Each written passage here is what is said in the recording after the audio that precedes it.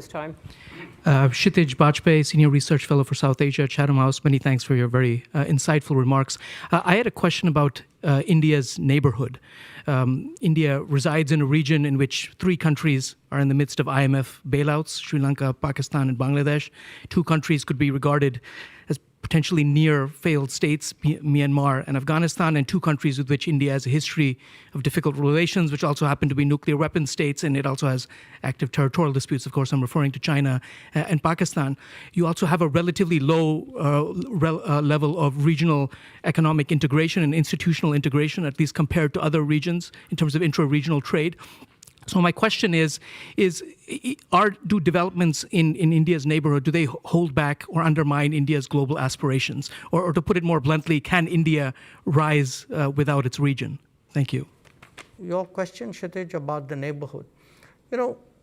Again, there are a lot of things happening on the ground. This may or may not fit into a theoretical construct. For example, if one looks at connectivity, and by connectivity, I am talking here of roads, of waterways, of electricity grid connections, of fuel supplies, of movement of people. In fact, the last 10 years has seen an extraordinary pickup that whether it's Bangladesh, whether it's Nepal, even Myanmar, that every one of these countries today in some form, compared to where they were 5 or 10 years ago, are either importing or exporting more energy, are trading more, are seeing a much greater flow of wagons, buses, people, you name it, much more goods transiting through countries or to countries. So in many ways, actually, on the ground, the real economy is experiencing a very, very profound change.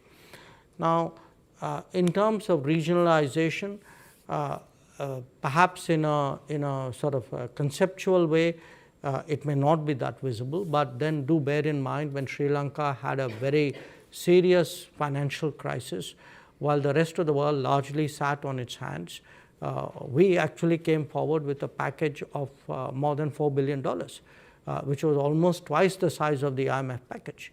So, and if you go rewind a bit and go look even at the COVID, between that region, like any other region, has had a COVID crisis, it's had a Ukraine crisis fallout.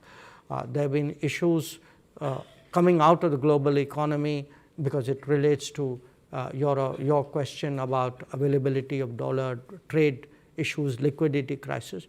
We've actually stepped forward for pretty much every neighboring country.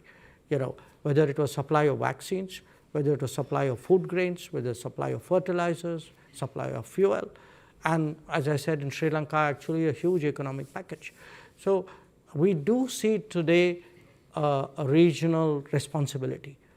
We do believe that our neighbors must do well, and that their prosperity and our prosperity are linked, and we think our own growth is could be a lifting tide, is a lifting tide for the rest of them. But while we are a larger economy and by and large we are generous and non-reciprocal, we have interests like any nation.